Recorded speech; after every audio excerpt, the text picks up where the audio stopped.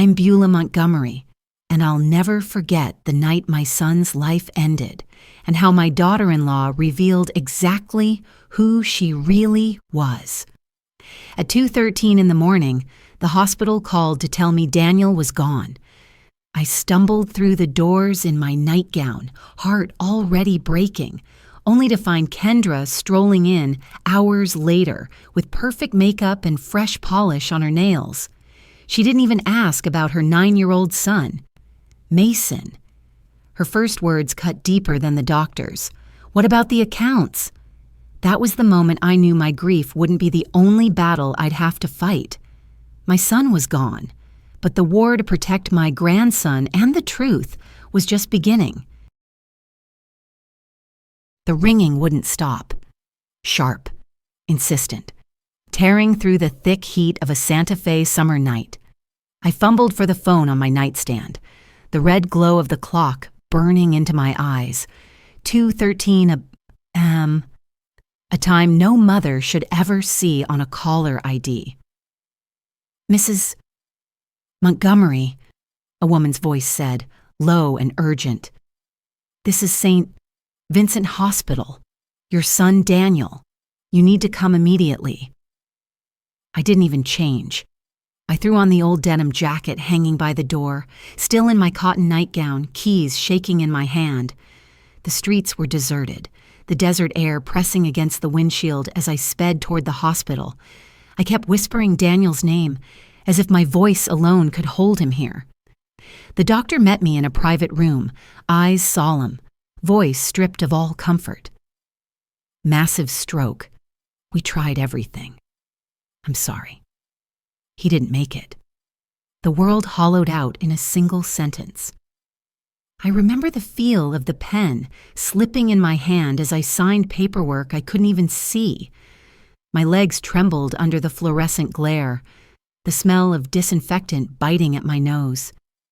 In the chaos of those first moments, I reached for the small leather wallet I always carried and pulled out Daniel's childhood photo.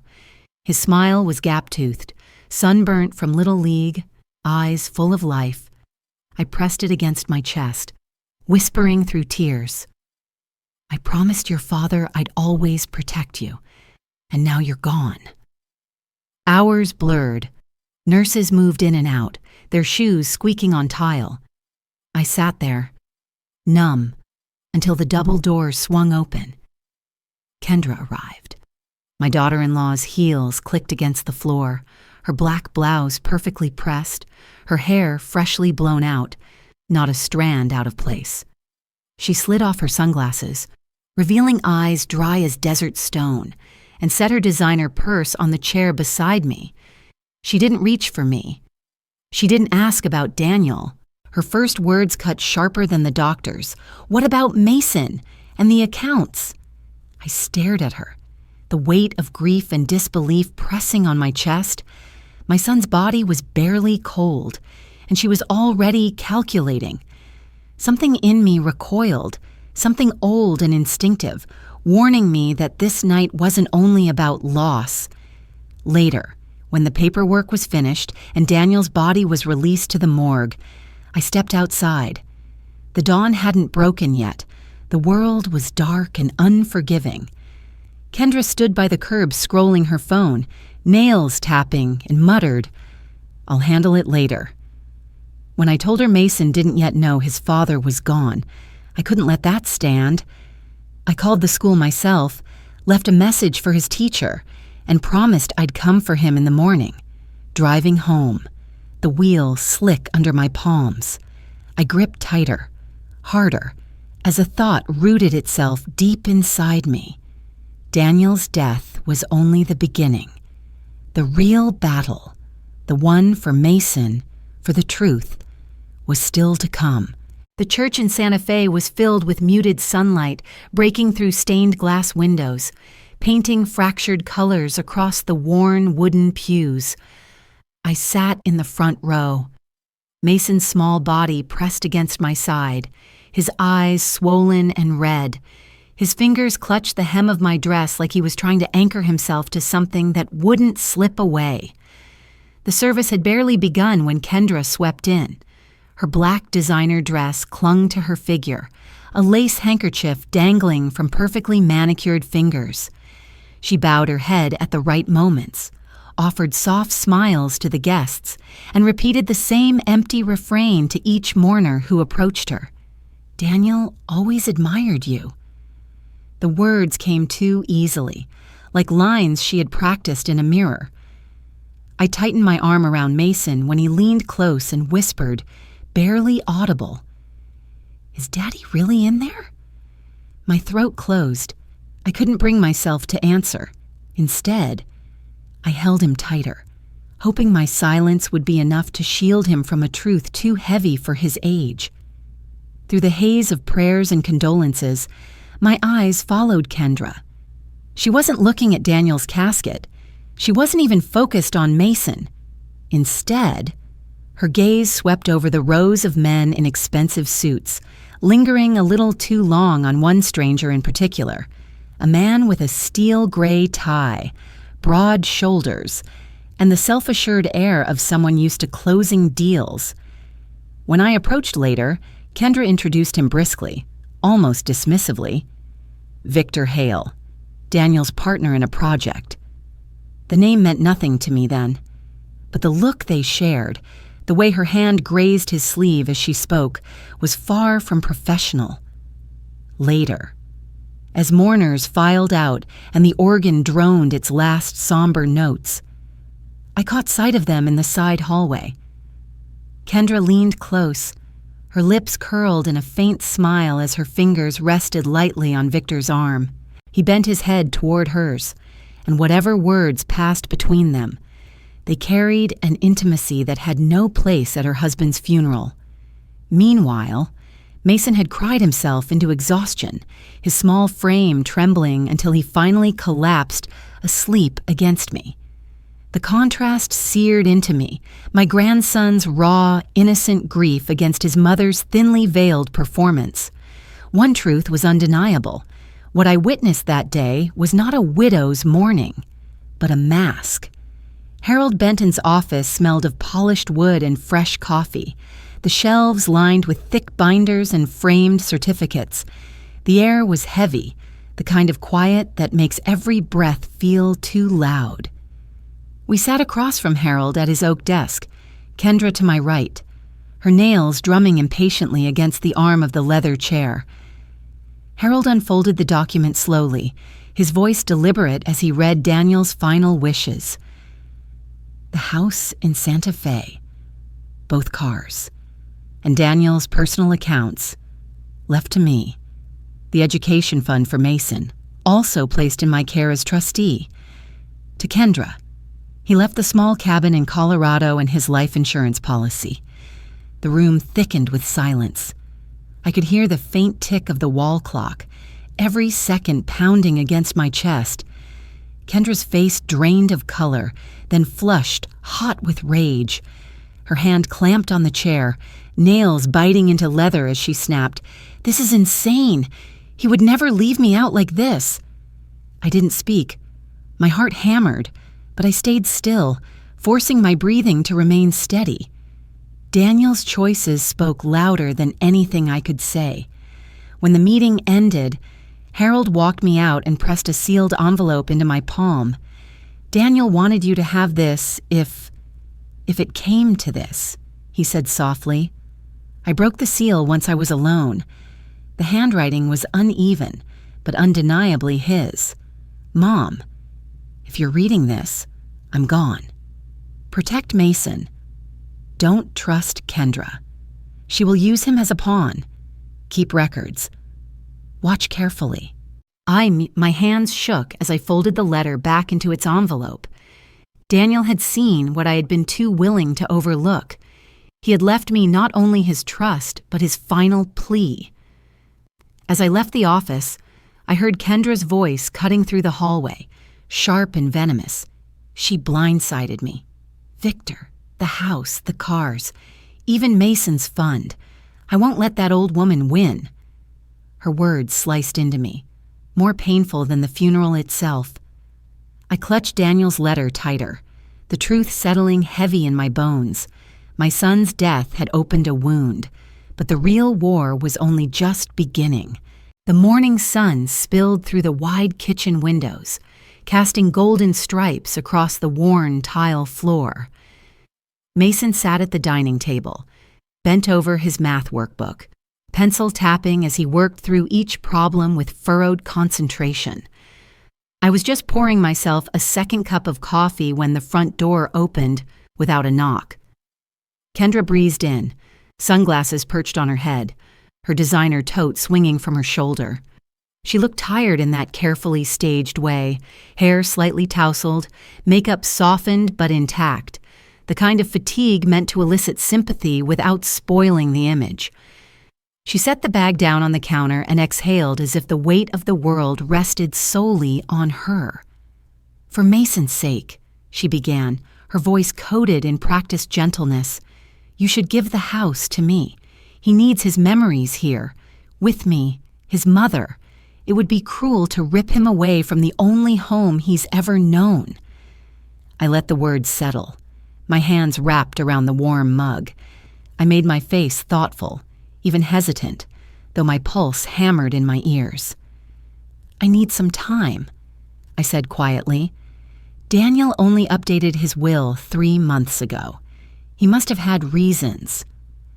Her lips tightened, the flicker of annoyance breaking through before she smoothed it over with another weary sigh. She gathered her bag and left with a stiff smile. The moment the door clicked shut, I set down my cup, opened the notebook I kept hidden in the drawer, and wrote down every word she had said. When Mason padded into the kitchen, clutching his workbook, he glanced toward the door where his mother had just disappeared. He leaned closer and whispered, "Mom goes out with Uncle Victor a lot. She leaves me with people I don't know." His eyes darted up, searching mine, guilt laced in his voice as if he were betraying a secret. I drew him into my arms, pressing his head against my chest. My heart ached at the innocence of his confession, at the quiet fear beneath it. Later that day, as I sorted through Daniel's old files, I found a folder buried at the back of his desk. Inside was a contract, unsigned, tied to Victor Hale's company. The numbers glared back at me, millions involved, but the terms were riddled with red flags, clauses no sane man would agree to. My breath caught as the pieces aligned. This wasn't just about infidelity. Whatever tied Kendra to Victor ran deeper, an alliance of money, greed, and betrayal. The kind that could swallow a child whole if I didn't step in. Night settled over Santa Fe, the cicadas buzzing faintly beyond the adobe walls of the house. I moved quietly through the dim living room, placing a tiny camera inside the frame of an old landscape painting, another tucked near the hallway light fixture. The devices hummed softly to life, their eyes unblinking. Hours later, the footage caught what I had feared. Kendra slipped in with Victor at her side, laughter spilling out as they carried a bottle of wine. She kicked off her heels, toes painted glossy red, and leaned into him as if she had already shed the skin of widowhood. From the staircase above, Mason stood frozen, watching, his small fingers curled around the banister, eyes wide. The next day, the school called. Mason had wheezed through gym class, his inhaler empty. Kendra had forgotten to refill it. I rushed to the nurse's office, medicine in hand, finding my grandson pale and trembling on the cot. "Mom said it's not a big deal," he whispered when I gathered him into my arms. But I was scared. That night, I added the incident to my growing journal. Date, time, his words, his face etched in fear, each entry stacked like bricks in a wall, building toward something I knew was coming. Later, while clearing the kitchen, I pressed the button on the old landline phone and froze. A saved message crackled through the speaker, Kendra's voice, sharp with fury. "I deserve more than just insurance money. That house, those cars, They should be mine. The venom in her tone left no room for doubt. The following afternoon, Harold Benton asked me to meet him privately at his office. He slid a sealed envelope across the desk, his eyes steady. Daniel left this as part of an emergency plan. He called it a protocol. If Kendra tries to move Mason or undermine his welfare, you have the right to petition the court for temporary custody. I held the envelope like it was burning in my hands. Every instinct screamed that this was no longer about protecting what Daniel had left behind. It was about guarding Mason's very future. That night, as I watched Mason sleep, his chest rising and falling steady under the quilt, I understood the truth Daniel had seen long before me. Kendra wasn't just a grieving widow. She was a danger. And if I didn't prepare myself, I would lose Mason, not to death, but to a life built on lies. Morning light poured through the kitchen windows, glinting off the ceramic bowl in front of Mason as he spooned cereal into his mouth. The quiet hum of the refrigerator filled the room until the door swung open and Kendra strode in, dressed in a crisp business suit, phone in one hand and her bag slung carelessly over her shoulder. She moved with the sharp energy of someone already halfway out the door. She poured herself coffee without asking, sat down across from me, and delivered her words as if they were already decided. I'm moving Mason to Phoenix. There's a charter school there, top-rated. He needs a fresh start. My breath caught, but I forced my voice calm, fingers wrapped tightly around my mug. That's a big decision. He's just starting to settle back in here. Kendra barely looked up, shrugging. I'm his mother. I know what's best. She kissed Mason on the top of his head, though he flinched and breezed back out the door. Moments later, the phone rang in the living room. I froze when I heard her voice through the half-open door, hushed and sharp. Once the house is in my name, we're free. Cayman awaits. The word Cayman shot straight through me. This wasn't about Phoenix. Arizona was a smokescreen. She was planning to cut ties altogether and vanish overseas with Victor. That weekend, Mason returned from a trip with her, his arm red with sunburn, his energy drained. I asked what happened. He whispered, almost guilty. They left me with a babysitter. Mom and Victor went out. I held him, bile rising in my throat. This wasn't just a careless mother. It was a woman stripping away her own child's safety, piece by piece, preparing for a life where he didn't matter at all. Night cloaked the adobe walls of the house, the cicadas buzzing faintly outside. Inside, the small camera hidden in the picture frame blinked unseen, recording everything. The front door opened, and Kendra stumbled in with Victor at her side. Laughter loud, a bottle of wine dangling from his hand. Mason peeked from the top of the staircase, pajamas rumpled, eyes wide. Victor spotted him first. Go to bed, kid. Adults are talking. His tone was a bark, cruel and dismissive. Kendra only laughed, leaning against Victor's shoulder as though the sight of her son's fear was nothing more than a background nuisance. Mason's face crumpled. He turned and fled back to his room in silence, the quiet sobs following him down the hall. I watched the footage later, every muscle in my body trembling. I opened my journal and wrote it all down, time, date, the exact words, the look on Mason's face. Then I copied the video onto a USB and delivered it straight to Harold Benton. Harold sat behind his desk, watching the clip play out. He leaned back, expression grim. This is more than negligence, he said. This is a pattern. The court won't ignore it. I swallowed hard, clutching my notebook. Mason's words from earlier that week echoed in my head. Grandma, I feel safe only here. The simplicity of it carried more weight than any legal brief. Harold's gaze met mine, steady and unyielding. It's time to prepare the emergency petition. The words sealed it. The gathering storm was no longer one I could avoid. The fight was coming to court, and I would have to stand tall, armed with truth, with evidence, and with the unshakable need to keep Mason safe. The courthouse carried a weight that morning, the kind of stillness that demanded reverence. High ceilings arched overhead. Sunlight streamed in narrow beams through tall windows, striking the dark oak tables and the worn leather of the benches. Every sound seemed magnified, the shuffle of papers, the clearing of a throat, the click of heels across the floor. Kendra arrived late enough to draw every eye, dressed in a plain black dress that was carefully chosen to whisper modesty. Her hair pulled back in a severe knot. In her hands, she clutched a silver frame holding Daniel and Mason, presenting it like evidence of her devotion. She lowered herself into her seat with deliberate grace, embodying the role of the grieving widow, the devoted mother. Anyone who didn't know her might have believed it. Her attorney stood first, a man with a booming voice that filled the chamber. He pointed across the aisle at me, his finger sharp as a blade.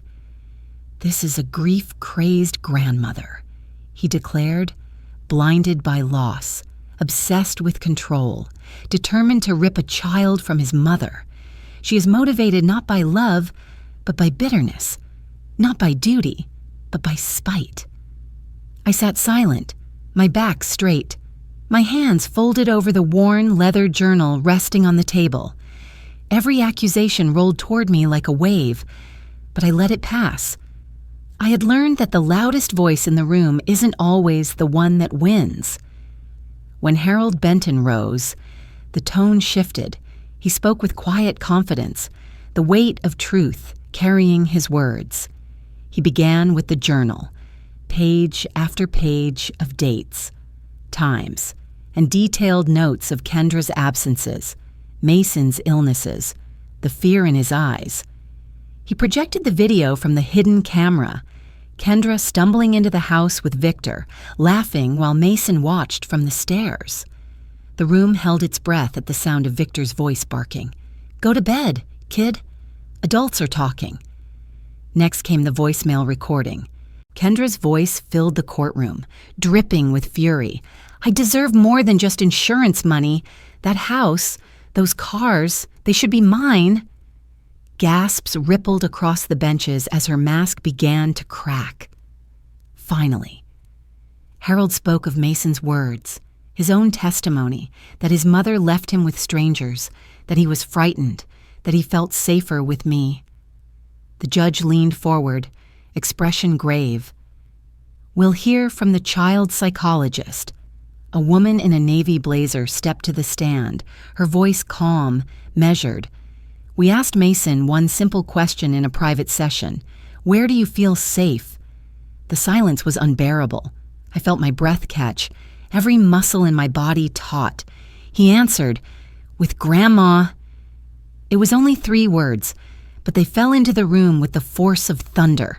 Kendra stiffened, clutching the photo frame so tightly her knuckles turned white. The delicate construction of her performance, widowhood, motherhood, martyrdom, shattered in an instant under the weight of a child's truth. The judge's gavel struck once, the sound echoing against the wood-paneled walls. "Temporary guardianship is hereby granted to Mrs. Beulah Montgomery. Mrs. Jensen will have supervised visitation only until further review." I closed my eyes for a moment, a tide of relief crashing into me, tangled with grief. Daniel should have been here to see his son protected, to hear Mason's voice cut through the lies. When I opened my eyes, Mason was looking at me from across the room where he sat with the child advocate. His gaze was steady, almost defiant for his age. I gave him the smallest nod, a promise that I had heard him, that I would keep fighting for him. Kendra didn't move. She sat frozen, her lips pressed tight, the photograph still gripped in her hands. To the others, she looked stunned. To me, she looked like someone who had just realized the battle she thought she could choreograph was slipping out of her control. As the court adjourned, the sunlight shifted through the high windows, falling across my shoulders like a weight lifted and a burden accepted all at once. For the first time since that midnight call, I felt Daniel close again, through his son's courage, through the truth finally spoken aloud. The war was far from finished, but in that moment, I had won the ground we needed most. 1 week after the hearing, the story broke across every local outlet. The Santa Fe Tribune ran it first, followed by the Evening News. Victor Hale and Kendra Jensen tied to a fraudulent real estate development in Texas. The headlines called it a scheme of deceit, quoting investors who claimed they had been misled by false documents and exaggerated land values. Pictures of Victor in a suit, arm brushing against Kendra's, splashed across the screen, framing her not as a widow or mother, but as a co-conspirator. By the time I opened my front door that morning, a folded newspaper already lay on the step, the ink smudging under my fingertips as I read. My stomach clenched. The truth was out now, broadcast far wider than my journal could have ever reached. But humiliation is a dangerous fuel, and I knew it would only make Kendra lash harder. Later that week, Mason's supervised visitation came. We drove to the Neutral Family Center, a beige building with sterile walls meant to look welcoming but smelling faintly of disinfectant. Mason gripped my hand tightly as we entered the small playroom where Kendra waited, her expression a mask of tight anger.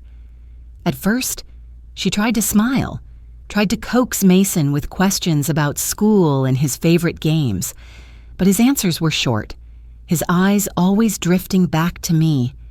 Then, as if a switch flipped, her patience snapped. She stood, her voice rising, her hands trembling. "You're poisoning him against me," she shouted, her glare locked on me like a weapon. Mason startled, his small body shaking. He burst into tears and clung to me with desperate strength.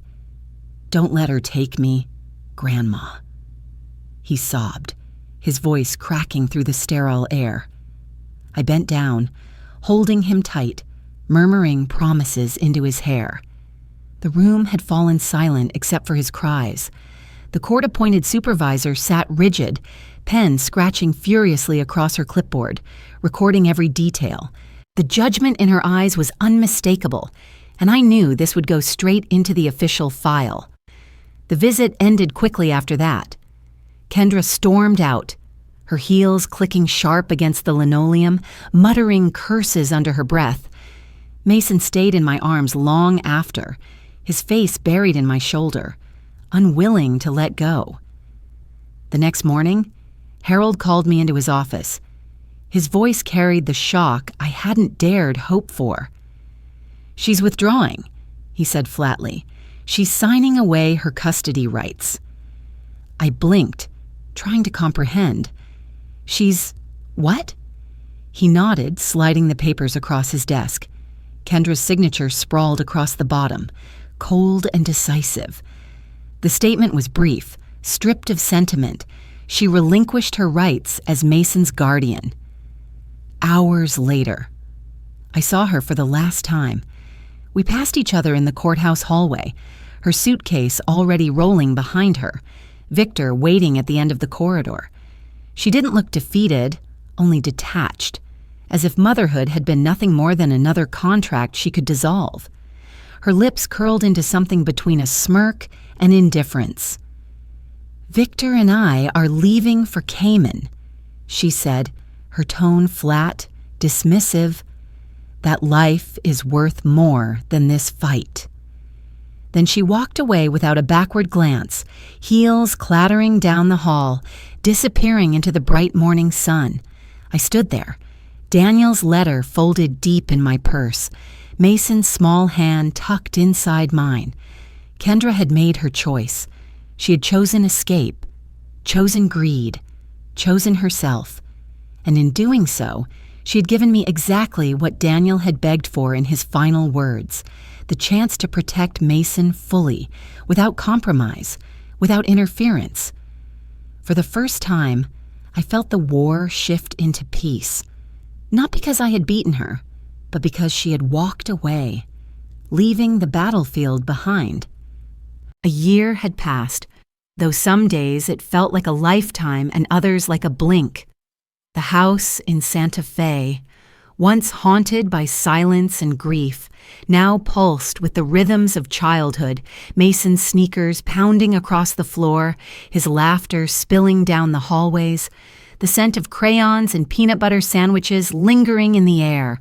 The sharp edges of loss had softened into something gentler, something that allowed us to live again. On a bright spring afternoon, I found myself in the crowded school auditorium, the air buzzing with chatter and the shuffle of programs. Mason, now 10, stood center stage, his small frame steady under the lights. He spoke his lines with clarity and heart, the kind of confidence I hadn't seen in him since before Daniel's death. When the curtain fell and the applause roared, he ran to me in the lobby, breathless with joy. "Dad would be proud," he whispered, his eyes wide and certain. Those 4 words pierced me deeper than any verdict or ruling ever had, because they were not borrowed lines. They were truth straight from Daniel's son. That night, after the applause had faded into memory, I sat at the kitchen table with Daniel's last letter spread before me, its creased pages worn from being opened too many times.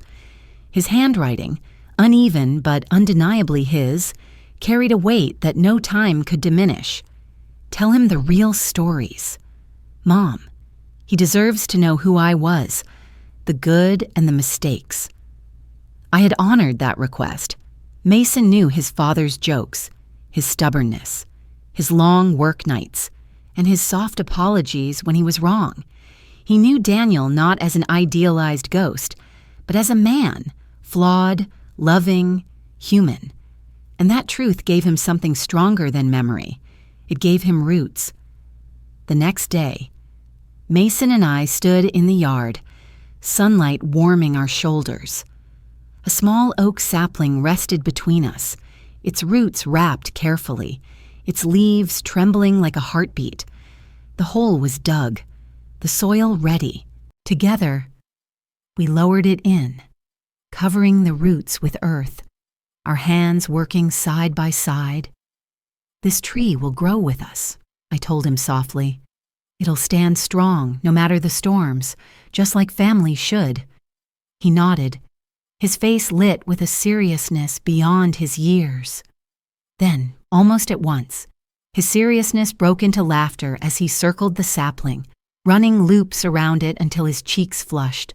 The sound of his joy filled the yard, filling spaces that had once known only tears. I stood still, looking at him, then tilted my face to the sky where the sunlight spilled gold over the adobe walls. My voice slipped into the breeze, quiet but certain.